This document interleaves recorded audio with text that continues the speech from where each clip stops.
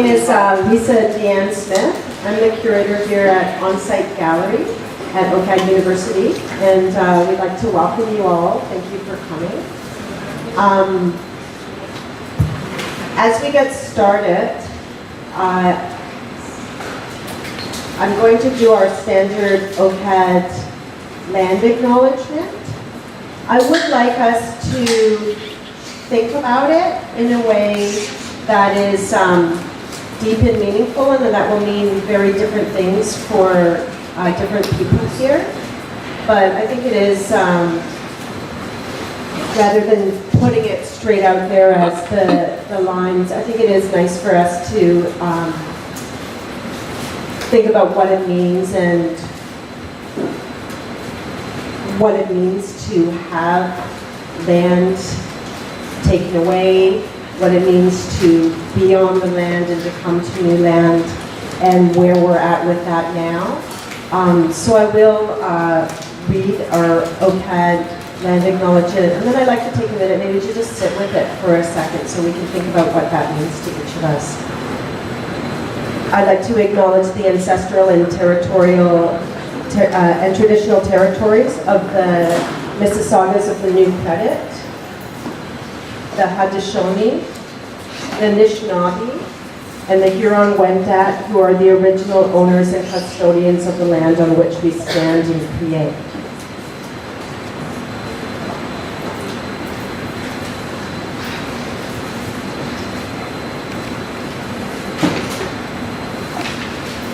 Thank you. Onsite Gallery is OCAD University's flagship professional gallery. It's an experimental curatorial platform for art, design, and digital media. Currently on view until December 10th are our two inaugural exhibitions in our brand new space. Raise a Flag, works from the Indigenous art collection from 2000 to 2015, curated by Ryan Rice, the Delegated Chair of Indigenous Visual Culture at OCAD University. Did I butcher that? Sorry. I think I got the important parts right. And for this land, Inside Elemental, which is a brand new work that is in the media room by Two Row Media, Jackson Toubert and Janet Rogers. At the front desk, we have printed materials like this. We have a few more events that are coming up as part of this exhibition. So if you'd like to grab this one, has a list of, we have a workshop on pennant making, and we have a talk about Indigenous contemporary art now coming up. And there's also a brochure on each exhibition. I'd also like to point out that we have single-user, multi-gendered washrooms. It's the big black door that's straight over there. And we're really happy tonight to be hosting, providing a venue for the Indigenous Tattoo Resurgence presented by a Native woman in the arts. And I'd like to welcome Aylan Couchie to start the evening for us. Okay, so my name is Aylan Couchie. I'm an artist here at OCAD University, but I'm also the secretary of Native Women in the Arts, I sit on the board. And I'm very honored to be here moderating this panel tonight with these amazing artists. I'm going to let each one of them introduce themselves because I'm lazy. And just kidding. But no, I'm going to let each one introduce themselves, and we're going to have like a little PowerPoint that goes along with it. And we'll just get started. So I'll start with you, Jay. Okay. My name is Jay Soule. I publish my work as Chippewa. Before I go any further on that, I think I'd like to just touch real quickly on, sorry, the lady, I can't remember her name, Lisa. Just about the land acknowledgement thing.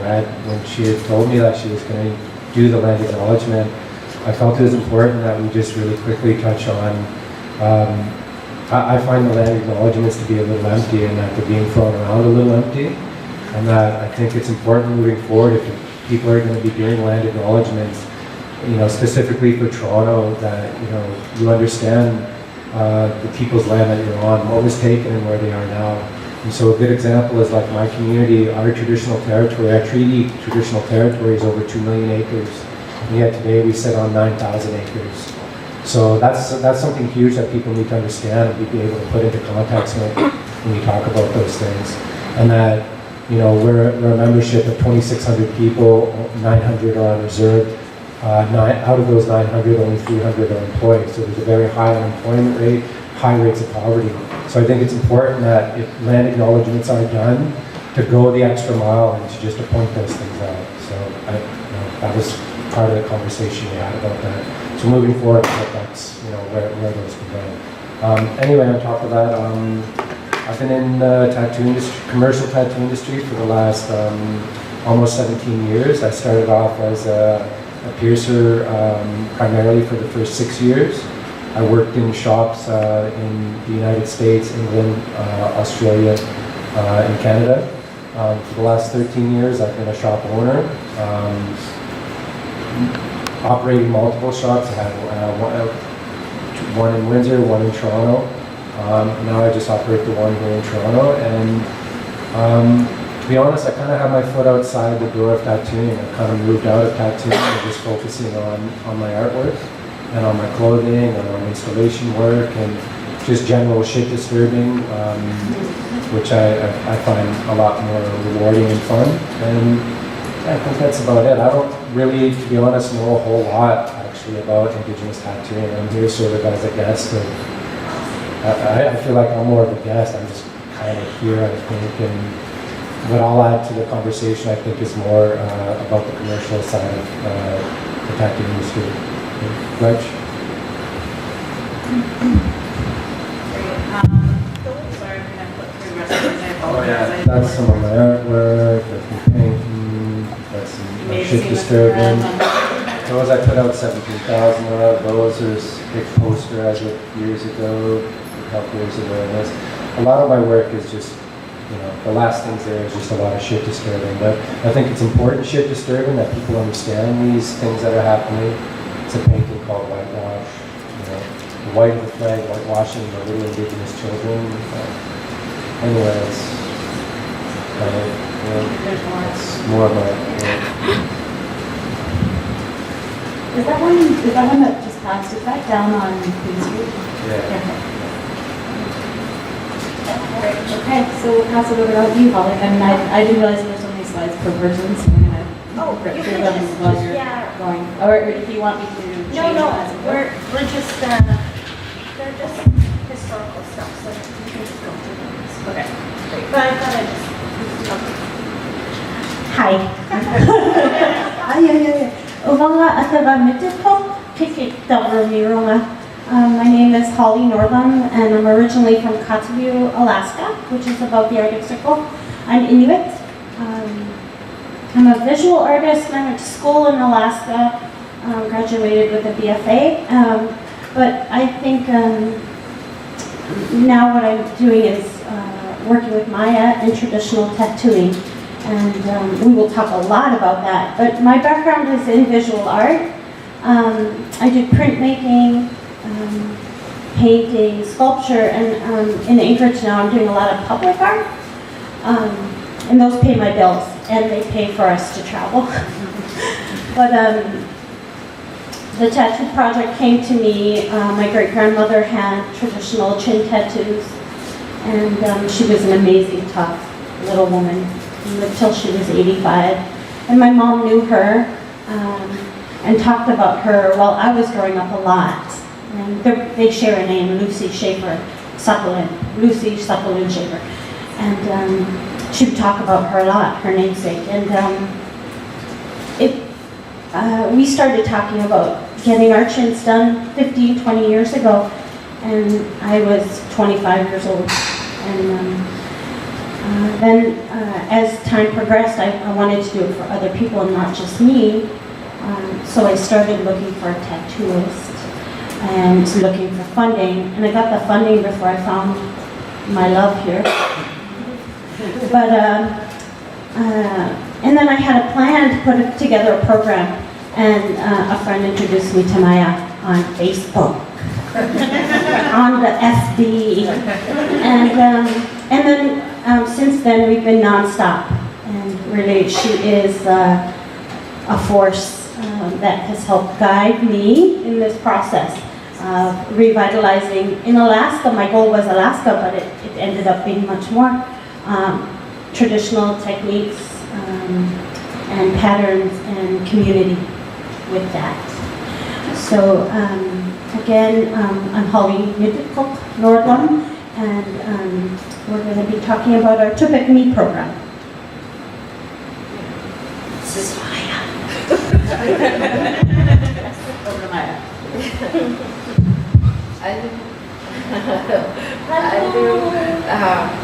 My name is Maya Soule. My Inuk name Soule means rain.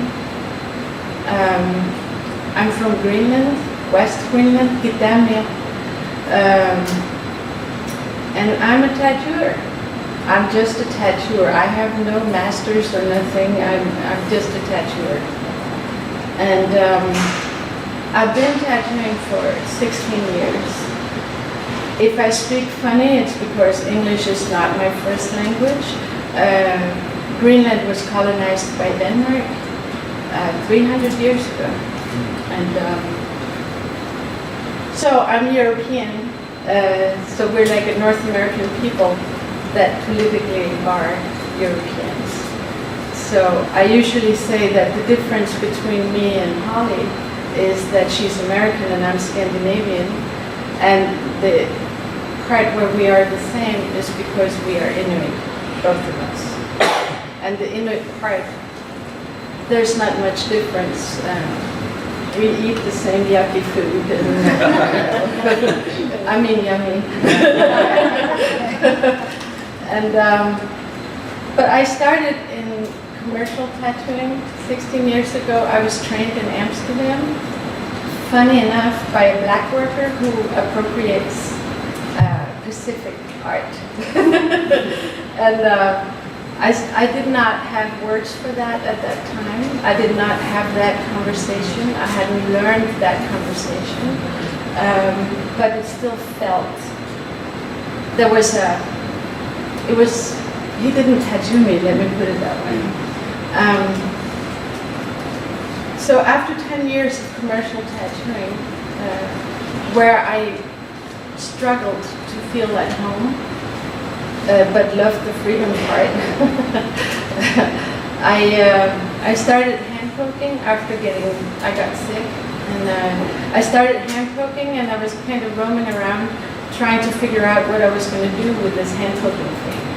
And I did a lot of like the fashionable stuff like mandalas and, you know, all this very sacred stuff to other people, but not to mine. Beautiful patterns, and I still did not feel at home. And I was curious about my people's tattoos, but unlike Holly's situation, where there's living memory of tattooed people, we did not tattoo in Greenland for 250 years. So I did not really know where to start. And I started out by interviewing women. I had a strong sense that it was about women, without really knowing why. I just interviewed women. And after a while, I had the realization that the tattooing was combined with clothes making. That took me a while to get there because there's no one I could ask. I did research for many years before Holly found me. And the research is still going on. I'm learning still. And I'm happy like a little kid every time I find out something new.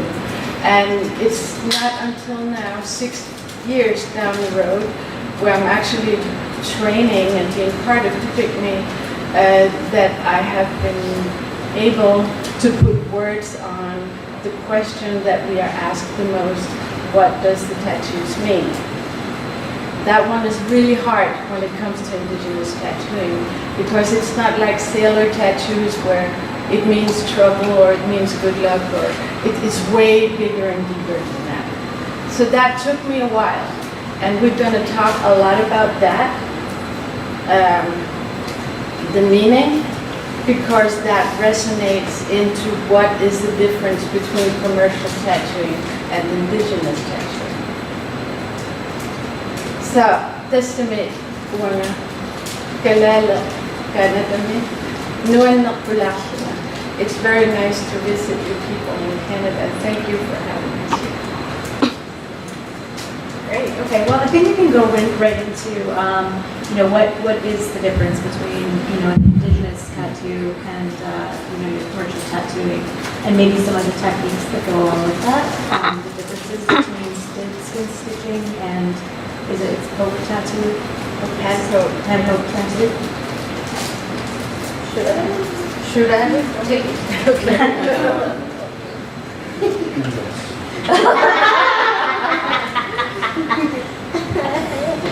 Or do you want Jay to? No, Okay, it's an interesting question. What is, can you guys hear me?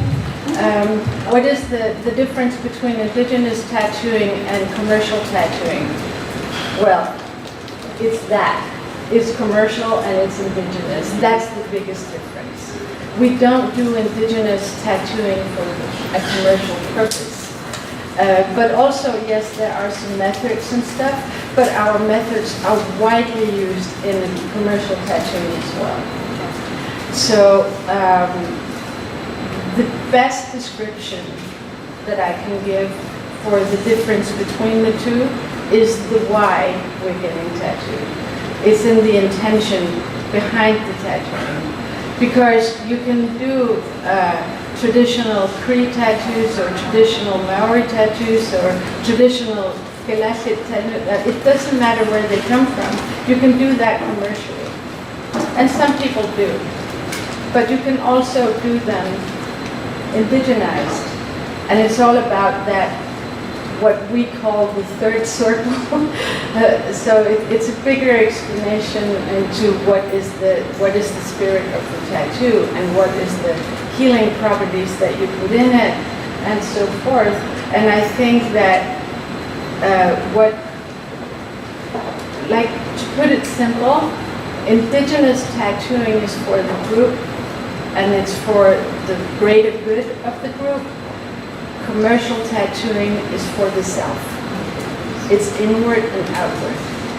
So when we are doing indigenous tattooing, we are mothering and caring about our people. For us, tattooing is a female action. It's women tattooing women. It always has been. And so it's a very mothering thing. We get our tattoos for different reasons than before because our social framework is different. But it's still the mothering and it's still for the greater good of our people. Our tattoos have amuletic power, strength, and so they are very forward. They are like for hoping for the dreams, for survival, where the tattoos we get in the commercial scene is often, I had a child, I lost a person, it's things from the past. So that for me is the essence of the difference between indigenous tattooing and commercial tattooing. It's not so much about pattern and method because they can use those as well. Make sense? Yes, absolutely. And then the difference between hand poking versus skin stitching, you wanted that explained? Yeah, Okay. I'm interested in the techniques. Okay, so hand poking is making a tool with commercial needles, but hand making a tool so that we can poke in a design with ink. Huh?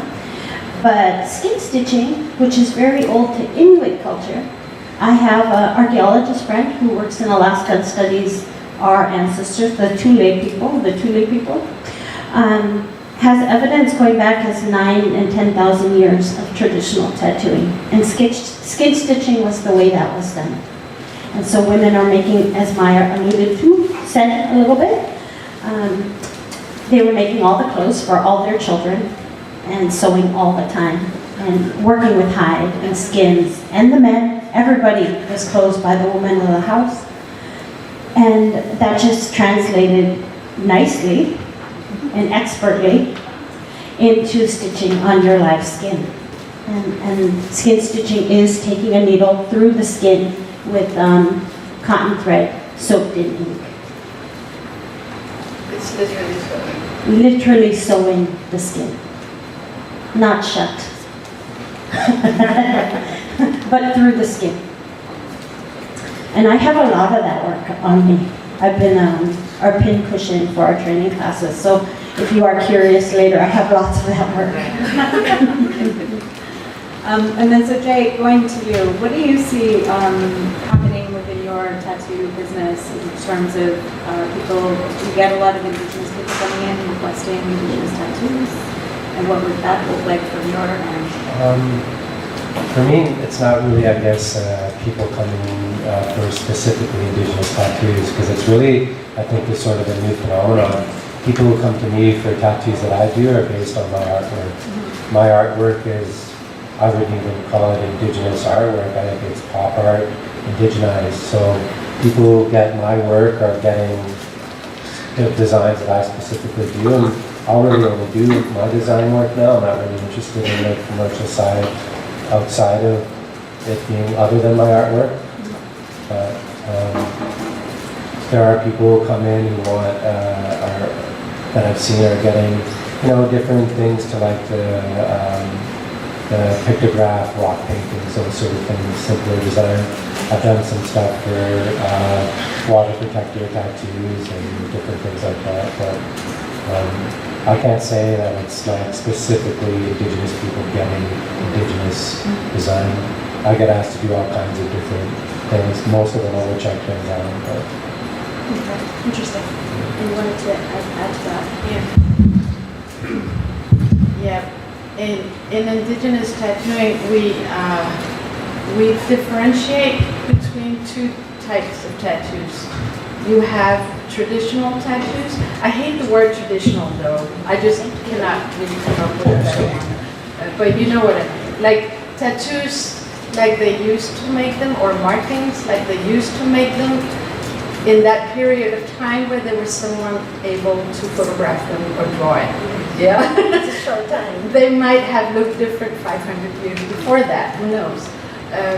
So it's, that's what we would call the traditional tattooing, but we also have another type of tattooing for Indigenous people, and that's maybe where Jay comes in a little bit. We also do it a little bit. It's what we call the identity tattoos, where they are based on culture, and they are based on maybe traditional patterns, but not totally traditional. And that is what we have chosen to call identity tattoos. And we regard the identity tattoos as a gateway tattoo to the real traditional work. Yeah. So, yeah, that's pretty clear. Yeah. And also, I crowdsourced a few questions off of Twitter because I was interested in seeing what people wanted to know. One of the questions that I got was people wanted to know about health and safety, and like what sort of precautions are you regulated, or how does that tie into? About the traditional stuff. Yeah. I'll start because Maya has a lot to say about this, but when I started this program, I wanted to do it right. And I didn't just jump in without thinking. And I wanted to be safe. I don't want to cause any more harm to my people. In fact, I want the opposite. I want to bring healing to my people. And to do that, we have to follow rules. And we have to be super crazy about health and safety. I thought, I mean, those two pieces on the side of the wall there that say hepatitis and HIV, I was like, oh, perfect. Like, those are fears. Those are real fears when you're tattooing. And it's important to do it right and to do it safe. And we take that very seriously. But Maya, go ahead. For me, the health and safety is actually one of the most important things. And having Maya and Holly in my shop actually this afternoon, it was a real just relief to be able to see them set up and what it looked like. it looked like how it should be, and then the care went into the setup and the breakdown, and everything in between that was done in a safe way. So it was, for me, a great relief to see that someone, because I've had a previous experience with Indigenous tattooing that wasn't that. So for me, it was really a blessing to see that. I talked earlier with another gentleman that's here, that's a shop owner, and they're sort of talking about just about health and safety and about blood cross-contamination and how diseases are spread. And one of the things that he's mentioned, and I've heard other people mention it, is through the health and safety there's a real kind of scare tactic that's used about HIV. I mean, we know it's really very difficult to get HIV through tattooing. It's mostly the concerns of like hepatitis, which is the biggest bloodborne disease you would have to worry about. I think part of with the resurgence of Indigenous tattooing, the HIV/AIDS coordinator for Indigenous Communities Ontario has said to me that there's been a huge spike in cases of hepatitis and HIV. They can't pinpoint for sure that the HIV is due to tattooing, but they just associate intravenous drug use because it's a needle, tattooing is a needle, so they kind of they think there's a connection between it. So I'm going to be actually working with them to create some literature and sort of framework that she can go out into communities and put out into communities that people understand that, if you're going to get tattooed, make sure you're going to someone who is taking your care and their care very seriously, that they know all the proper protocols of setting up and breaking down bloodborne pathogens. And, a bazillion things that you need to know before you just start tattooing. And then knowing that when you go to get tattooed by someone, that you can recognize things that don't look right. So you can call them on it, and you have the courage. The courage. Everybody down. I feel like I'm back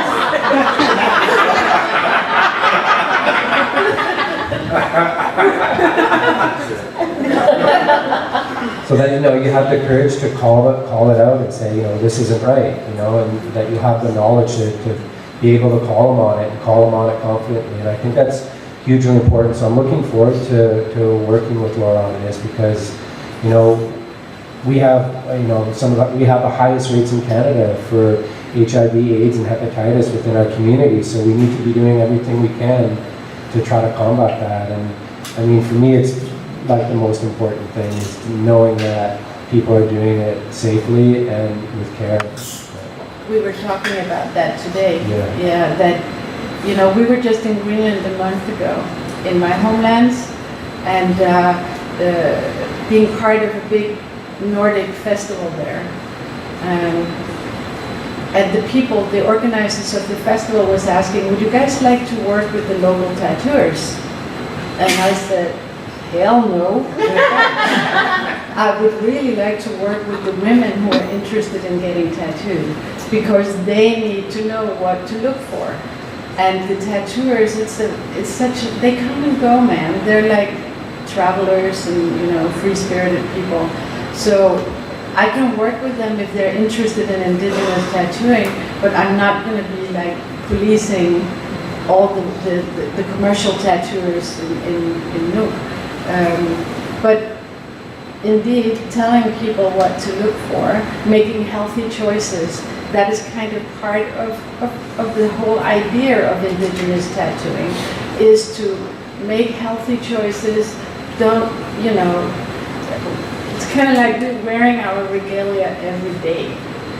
We can't take it off, and that is part of, standing straight up, being, proud. Don't make stupid choices. Don't crawl around on the floor on a bar. You own up to it. And those healthy choices start when you get the tattoos. And those are scary numbers. Like I had mentioned earlier, it was a just absolute pleasure to see how they were setting up and breaking down. It was a huge relief, and to find out after that, I know a lot of the same people in Europe, in Scandinavia, that we know a good handful of the same people within, you know, the commercial side of tattooing. So that was kind of fun to learn that. Some bad memories. So I wanted to get back to the history of well, and that's part of the Resurgence too. So how did you go about, you know, were there elders involved? How did you go about researching back into these techniques? I feel that's my answer. Let me get mine a little short. Yeah. And then Maya can go on again. Mine's very short. In Alaska, there's living memory, and I can ask elders. My mom has memories. I have an aunt still alive who was tattooed by my great-grandmother, and I can actually just ask her. Tell me what it meant. Tell me why she wanted to do it. How many men were tattooed. You know, I could just ask her, my aunt. And she's been really great and open, and she's like one of our biggest speakers, so she's also teaching, and you know, she's got a lot of history. And we're lucky to have those women still alive that have tattoos. We had just her tattoo, it's a silly story, but she has just a little one on her wrist, but a lot of the tattoos were gone, but there was still living memory, and that's really easy for me, right? Because then I can just ask. But Maya's going to explain what she did. Yeah, as I said before, in Greenland we don't have living memory. So I was very happy when I could go to Alaska, and when I got people in my circle from Canada where there is living memory. Not everybody, I don't know what it is with your people, but for Inuit people, talking about the past can be very difficult. And there's a lot of Christianity, which makes it hard to talk about the things that were banned by the church. So not everyone was as open as Holly's family members. However, we did get a lot of information out of elders. But I also, primarily on techniques, because the elders would just say they were sewing, it was this painful or not painful, or especially here it was painful, etc. And although they were totally not tattooed themselves, so they cute. But we are so lucky in Greenland that we have 6 mummies that are insanely well preserved. They're from Pilagitsoq, which means the place with little sky. And 5 of the women, it's 6 women and 2 children. 5 of the women have facial tattoos. And they are so well preserved that by studying them, like intensely, I could actually figure out how to do skin stitching. I had to do it with modern equipment because I do not wish to give people HIV or anything else, even a slight infection. I don't want that. So I had to use stuff that I could sterilize. But obviously, bone needles and sinew. Yes, thank you. I tried to sterilize sinew. I was totally willing to tattoo myself with sinew. Yeah, and it just turned into porridge. I was not able to. So what I have done is that I have tried out a bunch of embroidery needles and sewing needles, and I sterilized those. And I have gone through all variation of sizes, and oh, that didn't work, that worked, and yeah, so it's all on my leg. And I found the good needle, and I was making the stitches too big, I found out. And I was like, how is this not working? But then, besides studying the mummies, I have read everything that I could find that has been written by missionaries, by anthropologists, by the missionaries' wives, people who just, a novel, you know, polar explorers. And I am in the fortunate situation that I'm from Greenland. I have gone to school in Danish, I speak 5 European languages because I'm Greenlandic. So I can read in 5 European languages, and a lot of the polar explorers are European. I found a bunch of stuff in the basements of museums in Copenhagen, in Amsterdam, in Leiden, and I just bullied my way in. I'm this fully tattooed, and a woman just showed up and said, I need to look in your boxes. And they said yes, you know. And I'm still at it. And when I was in Greenland just now, I'm very proud to tell you guys this. I actually found an object that is as old as the mummies that are placing patterns that we know from Canada in Greenland.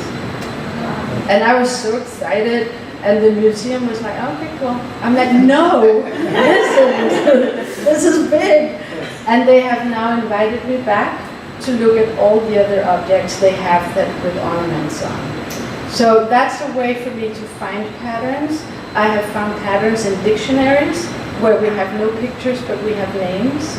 I have spoken to elders. I have spoken to, you know, I also went through all the academic white folk and quickly find out this is not the way to go. That's not the way to go. They are just explaining what they think we are. And so that was boring and tedious. But basically, my research consists of talking to a lot of people, bullying my way into museums, and reading an incredible amount of books.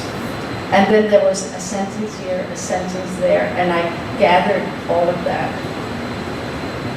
And still, today, if you try and Google Inuit tattoos, you won't find anything. So that's how we're keeping it for a while. My experience is that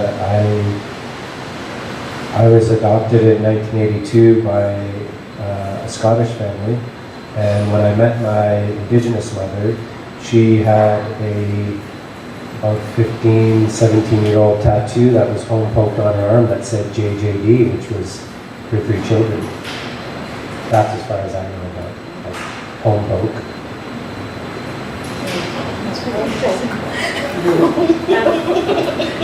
That's what that was then. It's just Yeah. someone But tattooed her in the kitchen. Yeah, but Holly was saying that skin stitching was the way of the Inuit people. That was totally true. But hand poking was as well.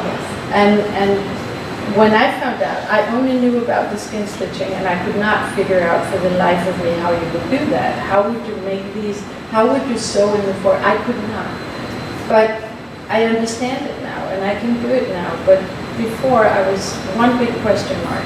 But then I found out, oh, there was hand poking. Oh, then it all makes sense, you know. But hand poking was very secondary. And the tools that we make now, the hand poke tools as well as the needles that we sew with, are direct replicas of what they used to be. They're just safe versions for today, you know. Safety. That's great. Okay, I also was interested in, I was reading an article about Indigenous tattooing and the resurgence over actually in New York,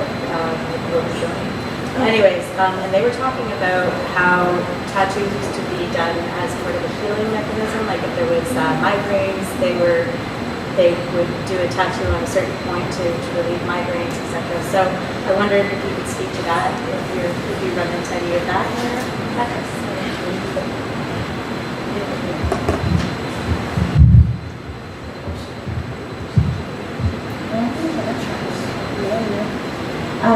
In the St. Lawrence Island, we talk a lot about St. Lawrence Island tattooing because they were prolific. They're Yupik, but Inuit people. And they were prolific tattooers, and their tattooers, the tattoos, when was the last tattooed woman? She died in 2005. died in 2005, like traditional without. So she was alive a long time, and right up until modern times. So they were tattooing longer, and they were prolific tattooers. I like to think, I won't even go into that. I won't think. What were we talking about? Healing. So there is evidence that they were placing things on temples, on shoulders, their breast tattoos. I mean, those are places where there are issues, huh? And it only makes sense that they were trying, it's like bloodletting or leeches, that they were trying to bring healing to those places. On the knees, memories of trauma was another thing they would, to bring healing. When you poke the skin, I think Maya said this already, as soon as you poke through the skin, the healing can happen. If the tattooist and the person getting tattooed are ready and willing to open up to that, healing can happen. We're still learning about how to take that in and make it better for that person. But we did, during our training class, have a traditional healer come in and teach us a little bit so we could handle that. Traditional tattooing is very quiet, and there's a lot of time to discuss and go through some issues. So healing does happen, and actually the tattooing in those places, it only makes sense that they would be for issues of joints and traumas. Maya's going to add. Okay, just real quick. A lot of our traditional tattoos were also to prevent illness rather than heal, you know. One example is that we never tattoo on joints because the human body is consisting from so many different spirits, and if you lock the joints, they can't get out. If a spirit can't leave and be free, you get sick. So there's a lot of prevention in the tattoo. For me, I guess I first heard about healing tattoos over like 12 years ago. I went through something quite traumatic, and a tattooer who was working with me who says, you know, you get tattooed behind your ear, they're supposed to be behind your, you know, like in this area, it can help relieve, you know, some trauma that you're feeling with mental trauma. So I had him tattoo a little thing behind my ear, and whether it's, you know, like that placebo effect of taking that pill, that's just, you know, if you believe in it and you accept it, you know, it just that, you know, the minute that pain, you know, the needle hits your skin, you feel that release, and you accept it, I think it does have healing power. And even in Anishinaabe culture, I know of, it's been in discussion about people getting tattooed in different places for healing, and what Maya said about prevention.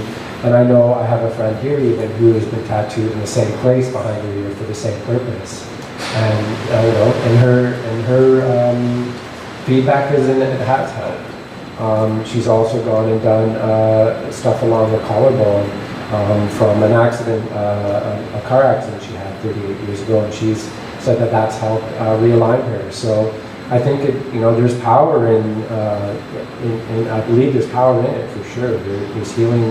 There's healing properties to it. I think even within the commercial side of tattooing, from my perspective, I don't know how many clients will sit down in a chair and they just spill your guts to you, and they tell you stuff that I'm like, I didn't want to know that. Right? Like, please don't keep telling me. But then they keep telling you. And then you've got to think about that later, which sometimes is horrific. But when you think back, for them, it's that, you know, for some reason, pain makes people spill their guts. You know, like, you know, fear does. Just cry. Yeah, fear can do the same thing. You know, how many times you see that cliche of you're about to die on an airplane, it's about to crash, you look to the person next to you and you say something that you never would have said. I think that there's that connection to fear and pain, and all of that is all, I think, intertwined somehow. Tattooing is immensely powerful. Yeah. It is so powerful. I never realized that when I started tattooing. I just wanted to be cool. Within the commercial side, people also too, with part of the kind of boom of it, I feel obligated to tell you this whole backstory about the work. People ask me about the stuff I have, and for me it's just about art. I don't go that too deep into it.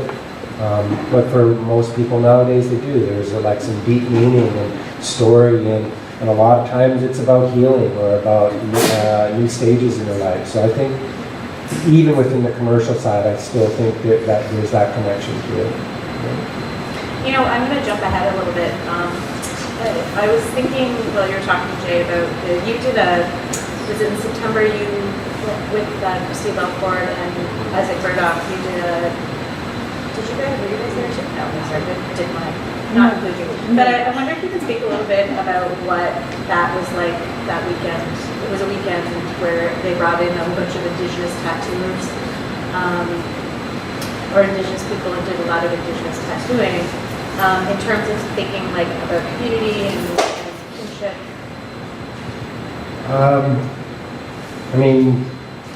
I think the community and the kinship was there. I think there was a lot of things that were missing, and for me it's like still a pretty sore subject for me to even talk about. I think there is great intentions that were there, but at the end of it, I wouldn't really encourage those sort of things to happen again. I think tattooing needs to be done in a sterile, safe environment. People doing it should be highly trained and skilled in it, as practitioners. But the negative experience I had there, I can kind of like keep that within myself, but the positive that I took from that was community, because we were at this camp where, we had people from all over the world. Indigenous people had come from all over who were tattooers at different levels, but there was also Indigenous people from all over different parts of Canada and around the world. So that was great to see all these Indigenous people come together. And, there was a cook shack, there was a fire pit, there was like the communal sort of where everyone ate, there was different teepees around, there was a woman's lodge. So for me, what I saw out of that was just what our communities could look like pre-colonization, how we would have functioned as, as a group, that everyone there somewhat had their role. Everyone, there was people in the cook shack doing that. There was people tending fire. There were people, making sure that we had cedar and other medicines, and there was people watching, taking care of any elder people. There was children running around. There was a really great energy of that, which I think, for me, that's what I took the most out of it. For me, the tattooing portion, I think I could have done completely without. And your criticism was about health and safety. Yeah. That's all it was for me. It was, for me in my background in the commercial industry, I go by the book of how it's done. And any pushback you'll get isn't just from Indigenous people, or from some Indigenous people, is that they feel that, that's the colonial way, that's the colonial man telling you how things have to be done. Well, from my perspective, it's like, well, it's really just white people protecting other white people, and then the trickle down is everybody else from that, really, right? Those health and safety things have been put in place because people have gotten hurt, people have gotten sick. And, I would say probably white people first, so it made it important to protect them. And it isn't just in tattooing, it's all in the service industry, whether it's hair and beauty and things like that, where you're in contact with people's skin and flesh. So, to me, it was like the number one priority, and I really struggled with it. So, the community portion was beautiful. Other than that, I just think it was in the wrong environment. There's something to be said about teaching. Yeah. Interesting. So I guess another one of the really interesting questions that I got off of Twitter was how do the designs vary between different cultures? And also, do they vary between gender, two-spirit? Yes. Can you speak to that bit? I can. Oh, Maya. That's all. We'll just leave. I'll just sit here and talk. Yeah. It's a good question. Yes. Yes, it's a very good question. And there are so many similarities between cultures in their tattoo styles. So if you take my chin alone, it could be any North American tribe. It could be North African tribe. It had, no, not really. Just the placement could be New Zealand, female New Zealand, you know, Mary. But the combination of our patterns, though, my sun breathing in my forehead makes it very Inuk combined with my chin. I lack the cheeks, might come one day, we'll see. So yeah, they are pretty much the same. There's a very big difference. I cannot speak for many other cultures on their patterns. I don't know much. But for our culture, these patterns are for women. We already established that. The big tattoos, like the full arms, the hands, the fingers, the shoulders, the legs, the shins, you know, we were massively tattooed actually, and in some parts, not Holly's part, just the chin. But for the rest of us, we had very many tattoos, and but that was just for women. Then men, they would have trauma tattoos or illness tattoos, like what Jay was talking about. Behind the ear, we would actually do on the ear. So we would get stitches for every trauma. There would be precaution tattoos for men. If they had, you know, harpooned an animal that got away, they could get a stitch between the eyes. So if they met the same animal, the creature wouldn't recognize them and revenge. You know, so it makes total sense. So there are many little fun facts like that. But for two-spirited people, if a man decides to be a woman, he will have female tattoos.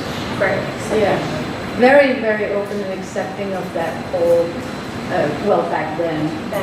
Then Jesus arrived. Now not so much.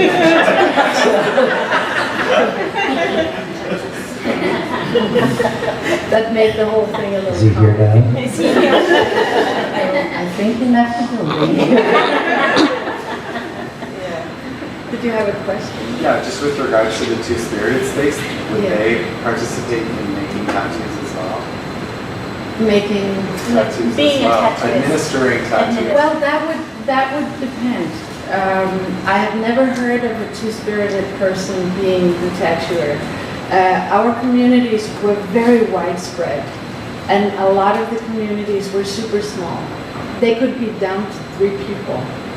That hopefully they would become more by giving birth to more people, you know, or they would die out, Yeah. you know. So the Inuit ways are kind of life tattoos, clothes making, food making. Everything is about 2 things: avoiding illness, avoiding famine. There's nothing else to it. Yeah, it's like boiled down. It's that simple. And the tattoos are part of avoiding famine and illness. So if the only person who could make really good clothing, like sewing in fur and skins, as her occupation, you know, it's not. We are. I don't know the English term, hoya. Yeah. It's like how you define different. It's the way you differentiate primitive peoples. Yeah, you have those who farm with a plow, those who farm without, etc., etc. In that category, we are the type of people who are only hunting. We are hunters. Directly translated from my little European head, it would be high hunters, which are people that are exceptionally specialized to the environment that they live in. Every tool, every clothing they make is just about survival in said environment. Thus, the Arctic, where it's pretty cold and dark most of the time. So anyone who can sew is a lifesaver. And anyone who can sew well can be a good tattooer. I hate calling it a tattooer, but there's a lack of a better name right now, yeah? So if that person was a two-spirited person, I am sure that would be okay, because the intention behind it and the hopes that what it would gain the group was more important than your gender. Does that make sense? It's difficult in English. No, but I think it's really important because I'm seeing this like emergence of like Indigenous fashion, and especially like in Toronto, there's all of these amazing services for Indigenous women. But what traditionally and historically have been the role and contributions of the two-spirited people? You know what I mean? And I think that it's really valid. I think though, even though back then, I would like to think that it wouldn't have been an issue. Because like those are only issues I believe that are now about, within this modern day society, colonized society, whereas, what I was taught that, two-spirited in Anishinaabe culture, you were on a pedestal. You were special because you could go between the two. You had both. So I think that's only in today's sort of AJ, after Jesus. Yeah. See, and I think It's pretty good. That's everything covered that. I think it's a good way to lead into also to talk about something that Jay and I like to should disturb about, which is cultural appropriation. So I'm interested in hearing what you guys are seeing in that way. Non-Indigenous people taking either the designs or... I kill them like nothing. Yeah. So I'll let you go. Can I just start before first on that one, just because I'm going to give it from the commercial perspective. It's something Maya and I talked about earlier. So I had a conversation a couple months ago with someone who's an Indigenous tattooer, and that came up on that. I speak out so much about cultural appropriation of when non-Indigenous people appropriate Indigenous art, and I think it's hugely harmful. I then took the stance saying that when it comes to commercial tattooing, that's a place I've chosen not to get involved in. I've spent, better part of 17 years within the industry. Some of my friends and people I look up to do amazing work outside of what maybe their, background is. And for me, it's always been sort of a neutral ground of cultural appropriation within the tattoo industry, because for the most part, it isn't about culturally significant or spiritual or family design or different things. It's just really about artwork. So, there's a guy I know in Alberta who does beautiful mix of realism with Haida style work. It's awesome work. He's making an amazing living from it.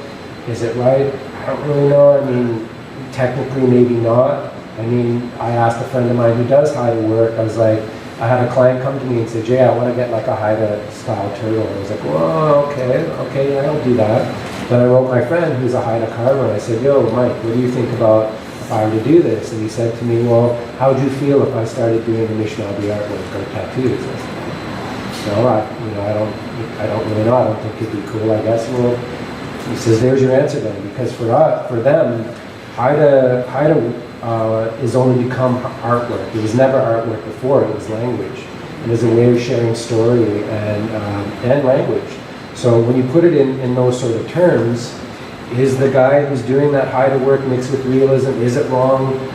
I guess it would be, but for me, it's a battle I don't really want to get into. When you think about the commercial industry of tattooing, it's huge, and it's predominantly white males. And the last people I want to fuck with are crazy white males. You know what I mean? And on those levels, because a lot of them, that's they're especially within that age group, the younger ones, they're heavily tattooed. It's a very like heavily partied industry. Drugs flow easy, booze flows easy. There's the whole early days of it that were tied to like the skinhead movements and the white supremacist movements. But I don't really want to. I don't want to deal with those sort of people. I want to deal with protecting Indigenous arts, because the tattoo industry is so huge, such a vast market and such a huge industry that there's no way you can really realistically police the commercial side of it.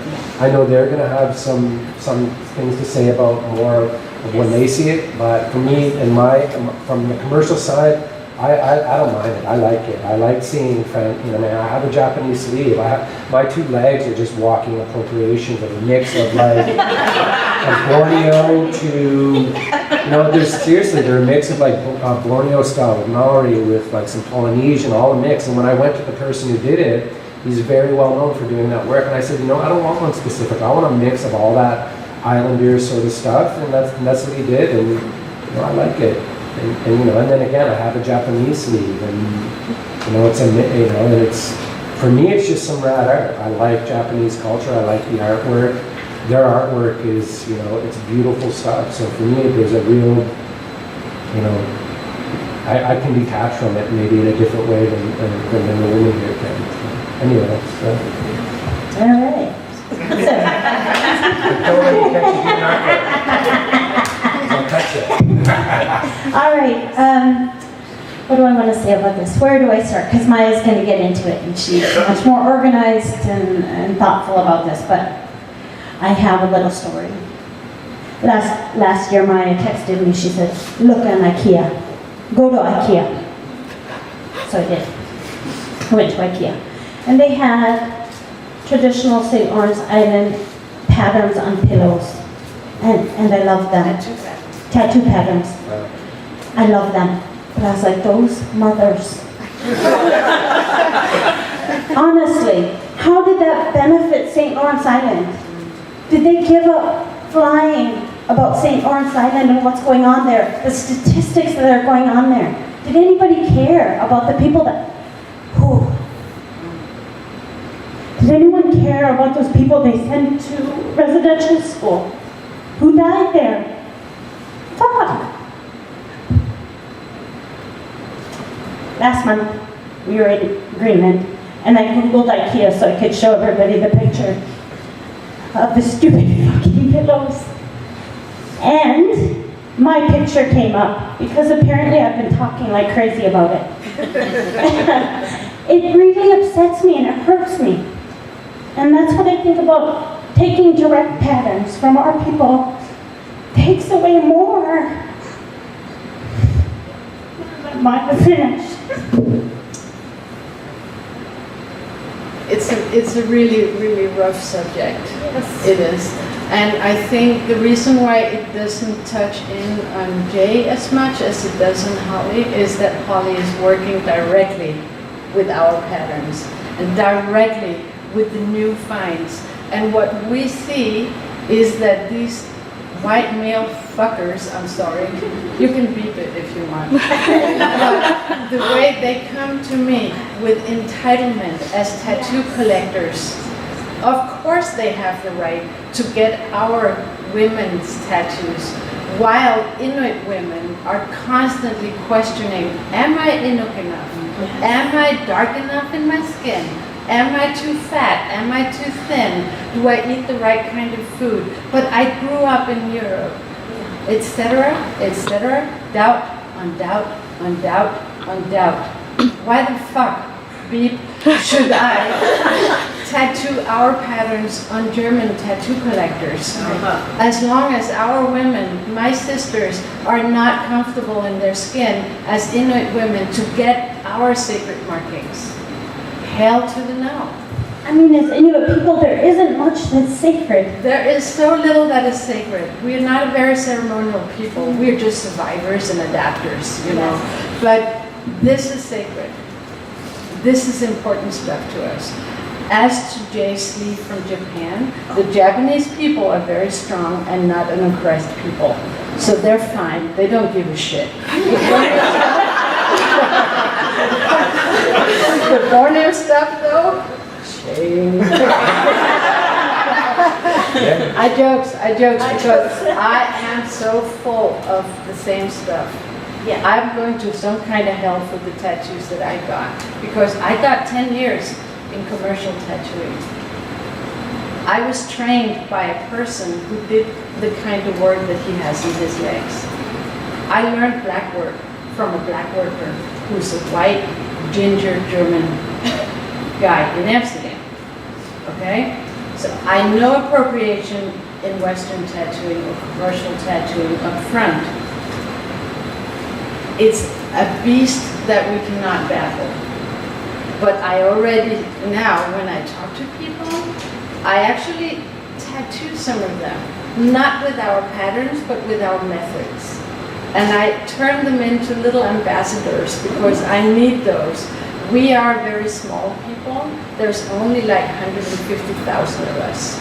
And if we have like appropriated versions of our tattoos sailing around on the internet, and our young women are choosing the German version of Inuit tattooing, I can't allow that right now. So we're very protective. That's why you can't Google the heck out of us. And we're very protective. I have material enough to write books about this. I'm not. And I just put my name out there, Holly's name, Sarah's, everybody that I'm training, you can talk to them about it. And we will tell you exactly the amount we think you should know, according to who you are and why you need knowledge. It's not because we think it's ours, on the opposite. It's because we're still busy giving it back to the people who owns it, step by step, yeah? When it comes to like the Borneo stuff, the Islander stuff, whatnot, when I talk to my colleagues in tattooing, I'm still the owner of 2 tattoo shops with commercial tattooing. I have 8 big Viking tattooers working for me. I talk Western tattooing with them all the time. And I'm saying, all right, so you do Borneo stuff. Pay tribute to the people you're borrowing from. Give a dime to build a school. Give a dime to resurrect language. Don't just take. Pay some rent. That's what I'm trying to tell them. Be aware, but and you can't say because you're earning money and feeding your babies that you're shedding light on a culture. You're shedding nothing, man. And I have had people shedding light on Inuit culture for years in Copenhagen. I'm still poor, you know. They still don't speak Inupiaq, you know. In Greenland, we're lucky. We managed to repair our language. And we have 84% speakers now. Okay, 84%, that's a huge number. I'm born in 1969, you guys do the math, but not out loud.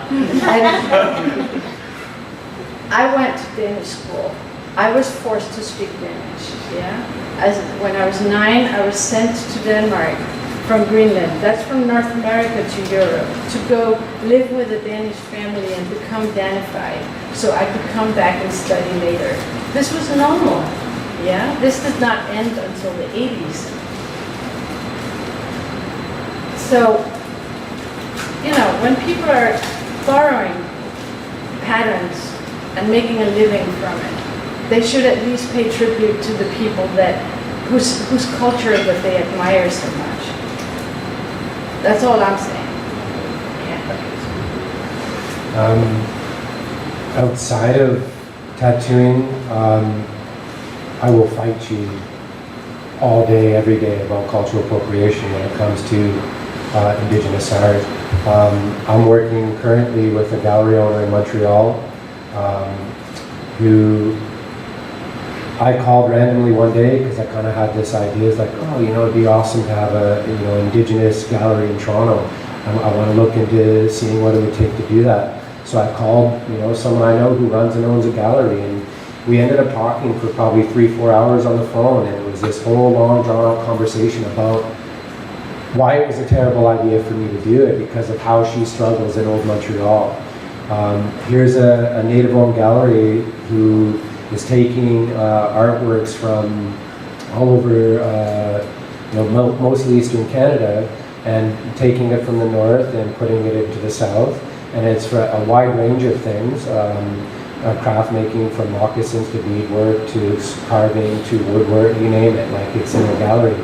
But yet, a couple doors over from her is piles of this appropriated knockoff shit. And so when she's buying from the north and she has to then take it, she's paying fair market value to people who are doing this artwork, she has to then mark it up. Well, the guy a couple doors over, he's buying this crap from China, and it's poorly made, and it's garbage, and he can sell it much cheaper, so they're able to, churn it over and make money out of it. So it got us talking about that whole thing, and we had this idea to create a website and a campaign based on the idea of, one, Canada has adopted the rights of the UN's Declaration on the Rights of Indigenous People. It just hasn't been enforced yet. Section 31 and 11, I believe, it speaks to our arts and our stories and etc. And that we have protection over that intellectual property. It needs to be addressed, and during that whole conversation of that is this website of reclaimindigenousarts.com was born. And the idea behind it is not necessarily to hold an artist, a young artist who's appropriating Indigenous art. It's to start at the very top, and that's to hold Canada accountable for cultural appropriation. For 130 years, all of our artworks and all our ceremony artifacts were taken from us. We weren't allowed to practice our cultures, our artworks, all these things. In Germany, there's a museum that holds 27,000 pieces of Indigenous art that was appropriated from Canada, by Canada, and then sold on to museums all over the world. Even in Toronto, there's, at the AGO, there's like stacks of artifacts that aren't even on display. So we believe in order to combat cultural appropriation, you need to start at the top. Hold Canada accountable for cultural appropriation. That's through Parks Canada. When you go to a Parks Canada park, you're going to see that native trinket bullshit on their shelves. That stuff needs to come off the shelves. You look at Tourism Canada. Tourism Canada uses Indigenous people as their token marketing tool. That's got to stop. The relationship isn't one of equality, right? I'm part of a group called Indigo, which is like Indigenous People's Design Group, and they have actually, it's from Australia. Yeah. You know it? Yeah. Yes.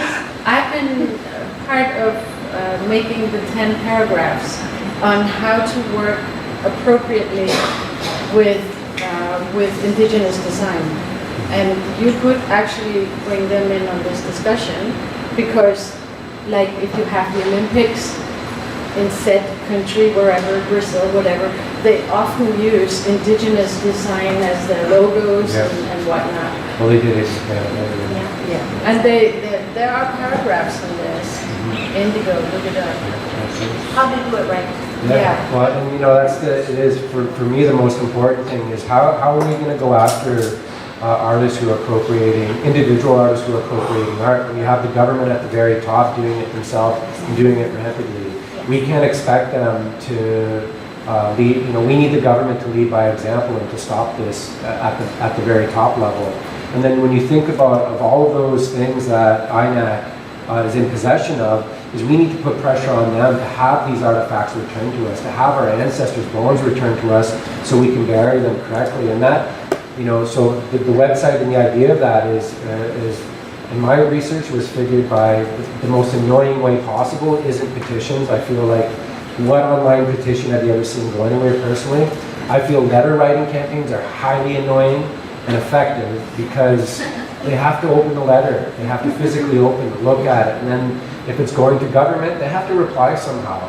So the idea is that you can go to the website, you can print a PDF, you can date it, you can sign it, and you send it into different, into INAC, into Tourism Canada, into Parks Canada, and then also directly to Little Justin. So Little Justin knows that, little tiny Justin knows that he has to address this, that you've adopted the UN's declaration, now implement it and follow it, right? if we're not holding them accountable for it, it's never going to happen. So I've also made a section on there to make it known that, and you guys can use this for when you find people who are appropriating your symbols. There's a section on there which I call, we call like kind of new age guru, indigenous guru. Non-indigenous people appropriate indigenous art. So you can write them and say, here's what cultural appropriation is, here's who you're hurting, here's how you hurt them, here's how you can stop it, or here's what you can do to help. And then you date it and sign it and you send it to them. And so the hopes is that people will do that. And then also, like on a local level, we need to start lobbying the city of Toronto to go into Chinatown, to go into these gift shops and remove all of that shit off the shelves and to stop selling it. And that you can go, that the city would say fund incubators for Indigenous artists so that we could go there, do our craft. And then a place like this, who's Indigenous allies, you could go there and buy that. You don't have to go and buy it at every single store. So for me, I take cultural appropriation very, very seriously. Just not within the tattoo industry because I don't have that connection, but yeah, let's fuck them up. I think just one little, one little thing is what I think of with appropriation is how am I affecting the people I'm taking it from, as Maya said. And if I'm taking something from another tribe and using it, it's in celebration, and I'm not the only one benefiting, right? So, and also we do tattoo non-native people, and we do stuff that's inspired by, but we don't use our sacred patterns on them. I mean, I can't even stress how little is sacred in Inuit culture, that we have a few things, and we want to protect them. And by, so many Inuit people feel alone, and discarded, and disconnected. So many disses, I don't even know where to start, right?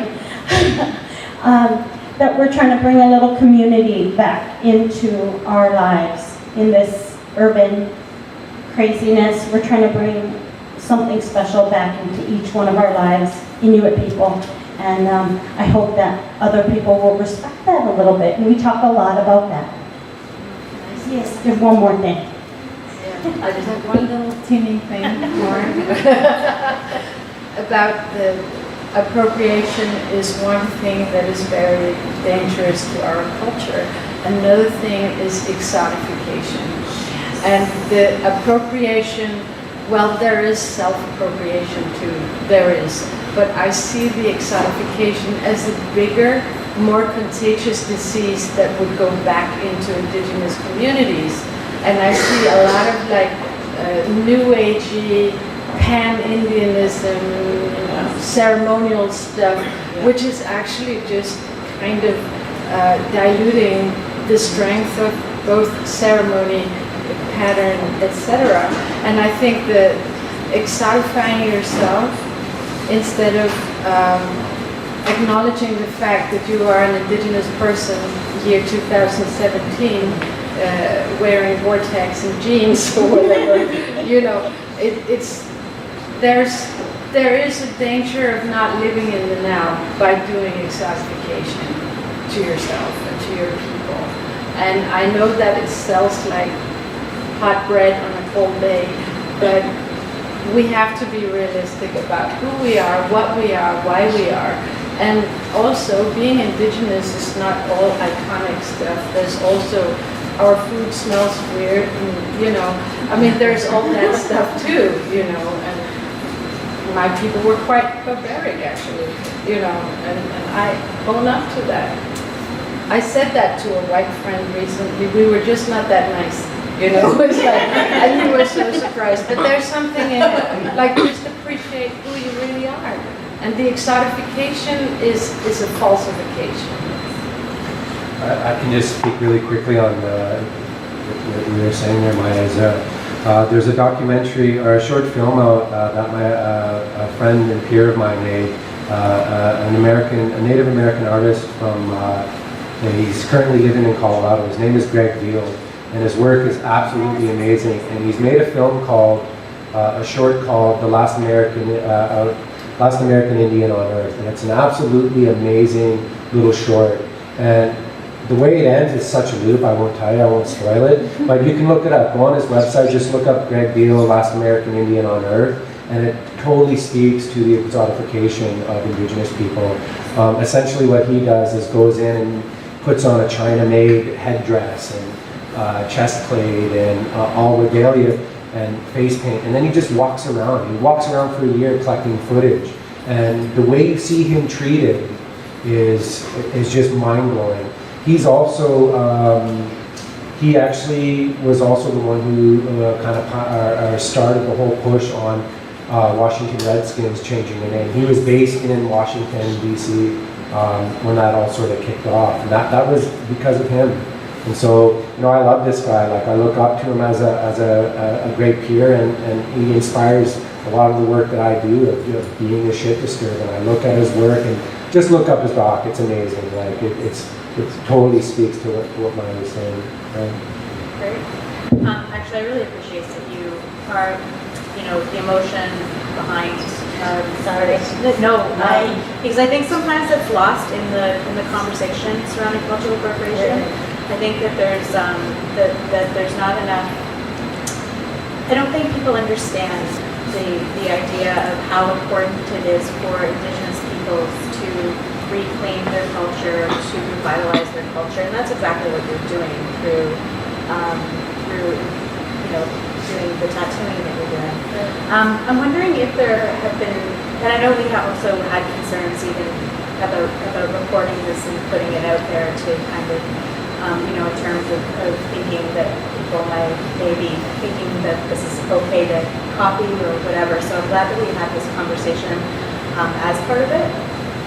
So I'm wondering if you can speak to any other challenges that you've had in terms of like thinking through teaching and, you know, as part of the revitalization process. How do you navigate that water?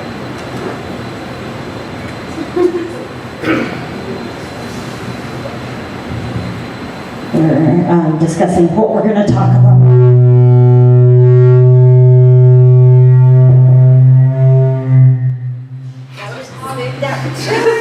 I didn't do it. Was it too close to the other one? I think so. Okay, okay, I'll sit next to Jay. What was I going to talk about? Oh, the state of Alaska. The state of Alaska is in the USA. It's unfortunate, but it is true. And Tupigme is born in the state, In the state of Alaska. That should be ours. Alaska? Alaska should be yours. Alaska should be Alaska. Shut up. No offense. We know how you treat your native people. I don't know, it's a tight race. It's a tight race. Get the whiteboard, let's have a win. Let's whitewash it. State of Alaska. The state of Alaska, it's a real interesting place. Because as a Native artist there, I feel very celebrated there. I'm lucky. However, it's a Republican state, and a big supporter of, you know, little Donnie. Ay, ay. And in this current climate, overregulation in the state of Alaska is ridiculous. And, we've had a lot of issues with licensing because it's very overregulated in Alaska. We're working through it as a group. There are other Inuit tattooers in Alaska. Luckily, even though we see things very differently, we were luckily working together on this issue, the licensing in Alaska. It's a work in progress, though, as with any state or government. It's a long process of changing things. But we're working toward, that was a big thing for us, bringing Maya from another country to work in Alaska. That's tattooing's overregulated. It was a big challenge for us, and that's something we're still working on. I can't tell you where that's going to go, except that I'm working on my Western license so that I can change things. Now Maya again. Yes. Now, Maya. Me again. So when I am in Alaska, I'm not allowed to tattoo in Alaska, so I'm only tattooing on tribal land, basically. At Holly's house. I had to do all the education because Tupigme is a program that is designed to create Inuit tattooers, like traditional tattooers. And I refuse to call it a revitalization project because first of all, it's not a project. This is for future generations, you know. Second of all, a revitalization. Our social framework, it's becoming my favorite word, right after astroturf, which is a great word. The social framework that we live in now makes it impossible to revitalize the tattoos in full. There is no way that we're going to tattoo the faces of 12-year-old girls in order to make sure that we have food on the table. We just go to Fred Meyer's, you know. So I am not calling it revitalization, I'm calling it reconnecting. And I think that's a very important point because revitalization is one of the words of the week. But like appropriation or like other words, it gets faded, the word. So I call it reconnection in all the meanings of that word. It's reconnection both to the tattoos specifically, but also to culture. Yeah. Because we don't just do the patterns. We don't just do the methods. We also do the intention. And when I'm training my girls, they're women. They're strong, amazing women. So I should never call them girls. But when I'm training the women and the continued conversation I have with them, training the method is like the fastest thing. I mean, it's not hard to learn to hand poke. It can be done by most people. The hard thing, though, is, I mean, there are many things that are difficult around it, and one of those things is reviving the immaterial part of tattooing and the immaterial connection to our culture. That is the hardest thing to revive. It is the hardest thing for me to grasp and educate to other people. And we all have different stages of how indigenized we are. And we have all, as a starting point, whitewashed. And then we have different levels of indigenous. We have different levels of our religious, how do you call it? Influence, or how we let modern religion influence our life. And actually we have lost one of the women because the conflict between her religious life and working with pre-Christian religious patterns and thinking ways was too big for her. And too big for us too. You know, it was real hard. And it's a difficult thing though, because how do we screen people? How do we choose people? We want to choose women who are strong enough in themselves to be able to carry these traumas that we are presented to, like Jay was talking about.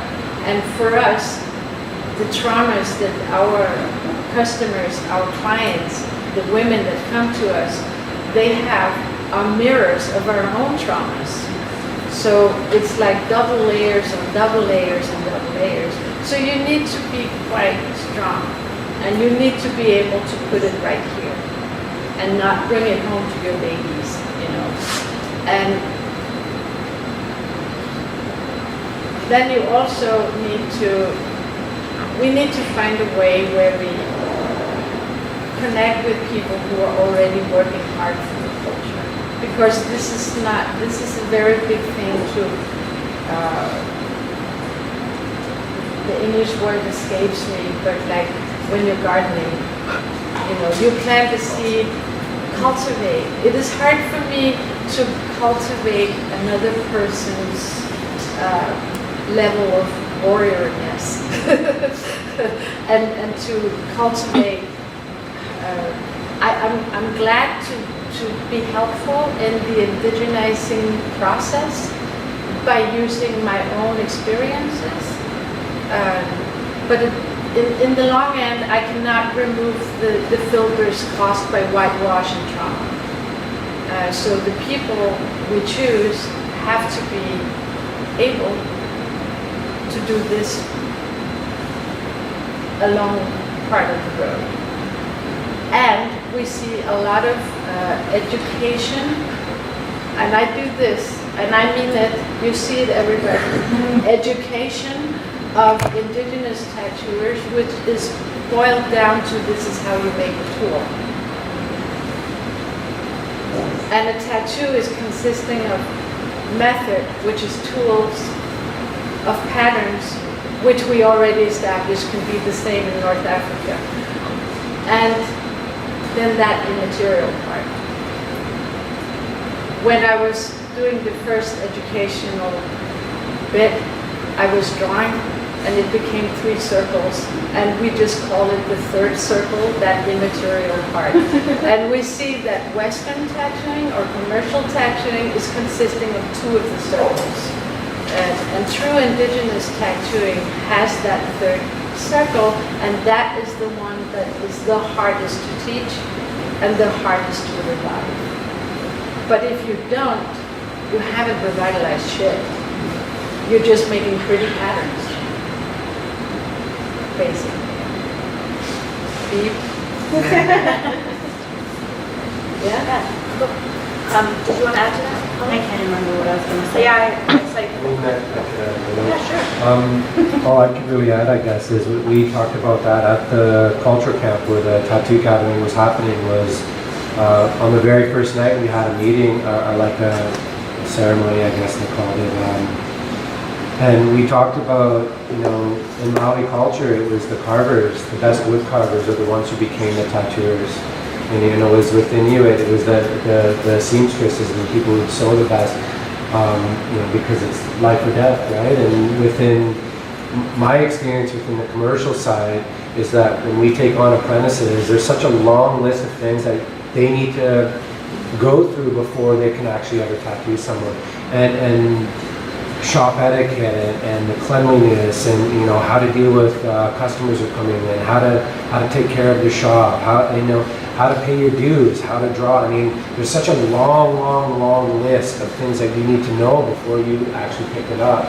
And unfortunately, even within the commercial industry of tattooing, a lot of that's kind of gone out the door. There's the days of like traditional apprenticeships, it's kind of gone, and like for the most part, it's a lot of it's We like the gone. last generation. Yeah. And I think it's for me. I don't really support that. And I believe that it's important that you're choosing the right people that are going to carry this onwards. And for being a very strong artist is important. Having a very strong character is important. Someone with like high integrity is very important. And I think that's been lost a lot within the commercial side of tattooing. So, that's all I can And it didn't even have the chance to be built in indigenous tattooing. It was like instantly, I show you how to make the tool. And it was kind of like the idea that the bigger the mass of traditional work that's done, the quicker it is revived. If it's not on Facebook, it didn't happen, type of feel. Yeah? Where you are actually jeopardizing the loss of the true part of indigenous tattooing. And I tried to speak up about it when this whole thing exploded, and people became very upset with me. I understand that it is hard to hear that your choices are not being validated and you're really trying to do something for your people. But I think coming from commercial tattooing, I had a traditional training. I was on the floor for 3 years before I started tattooing. I did a whole year of only stenciling, but I can stencil in the dark now. And so it was very strict, and every day I earned the right to come back the next day. I had 3 kids when I did this, and I was in the middle of a divorce, but I wanted to tattoo. And I'm happy I did all that now, because I know I'm strong enough to do this shit, yeah? And then I see someone who just learned to make it cool, and the only thing that qualifies them to be tattooers is their ethnicity. And that's wrong. That's just wrong. It's just dangerous. It's downright dangerous, actually. I think it has to do with the generational thing too, of the millennial group, of the sense of entitlement. You know, as a kid, it took 12 to 15 minutes to make macaroni and cheese. It sucked then. Now, it's like 2 minutes. You can do it in the microwave, you're eating, and it still sucks, but you're eating in 2 minutes. So that mentality of, you know, what it takes to put things into it. Mac and cheese is relatively thin. 12 to 15 minutes to be eaten. It would still fast, but not 2 minutes fast. You know, not you know, less than 2 minutes fast. So it's that, I think it's a generational thing. I have trained a bunch of Western tattooers in my time, in my shops. And I gotta say, out of the 5 apprentices I have had, only 2 of them are tattooing. The 3 others, they just didn't make the cut. They couldn't handle it. There is a reason why there is this long, you know, it's a process, and it's hard work. And Indigenous tattooing is not less hard work, you know. And it's even more, you're really carrying something for the next generations. And you cannot just make it insta-hot, you know. It has to be for the group, not for yourself. That's great, okay. So I think I'm going to wrap it up here because I want to make sure that we have enough time to have some questions from the audience. But thank you so much for this really great discussion. It was, Can I ask this one question though? One question. You want me to ask which one? Well, don't you have one on here, no, just about tattoo schools. Yes. And I think it's an important one. I would like to just like encourage Absolutely. anyone to stay away from any sort of tattoo schools. Within the commercial side of tattooing, they're shunned upon. When people find out about them, there's groups online that just were like bashing them all day long.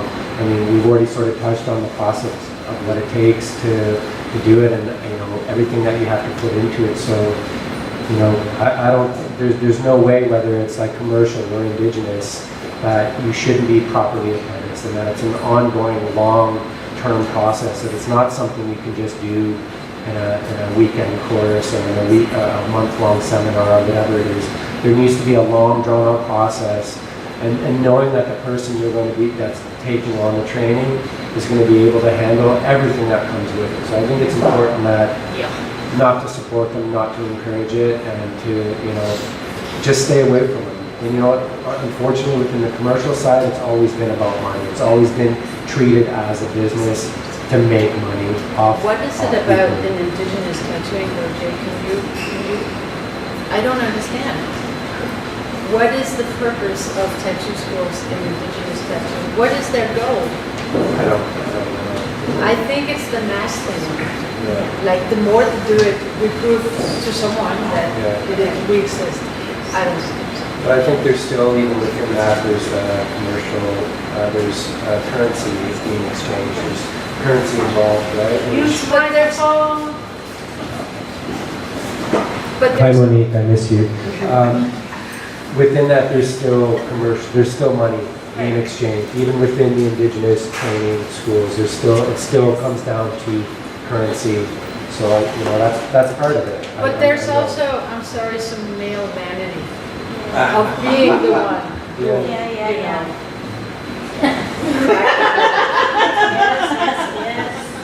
Sorry. Yes. Sorry, guys. Anyway, that's- Yes, yes. So I'm told that we also have to show a 2-minute film before we go to Q&A, so I'm going to It's do just that. our trailer. We were lucky enough to be awarded a Sundance Fellowship. I was for producing a film. A documentary about the ongoing process of creating an apprenticeship for this Yes. Tupetni. It's not, you won't learn tattooing by watching the No. You know, it's a 2-minute trailer to a much larger film. That's about what we've all talked about right here. So, it's fun. Yeah, that'd be great. Yeah, okay. That'd be great. I'm gonna use the bathroom while you do that. Goodness.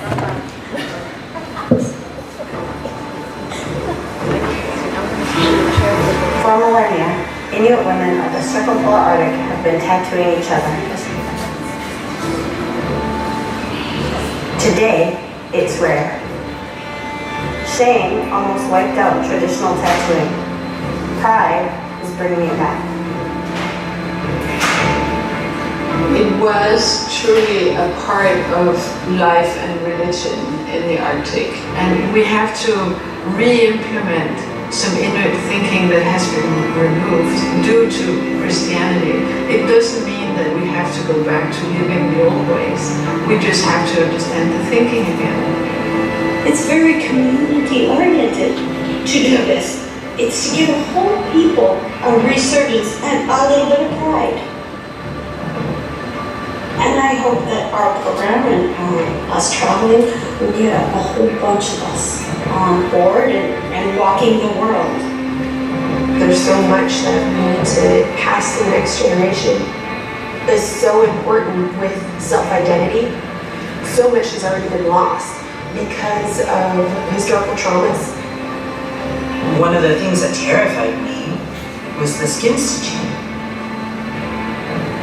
It was like I thought I would put one stitch into my leg and all of my emotions and all the things that I have kept bottled up for so long, like they would have no choice but to just come out. We're the keepers of traditionalist Alaskan and circumpolar tattoos, so I take that very seriously. Stitch by stitch, we are pulling the past into the present.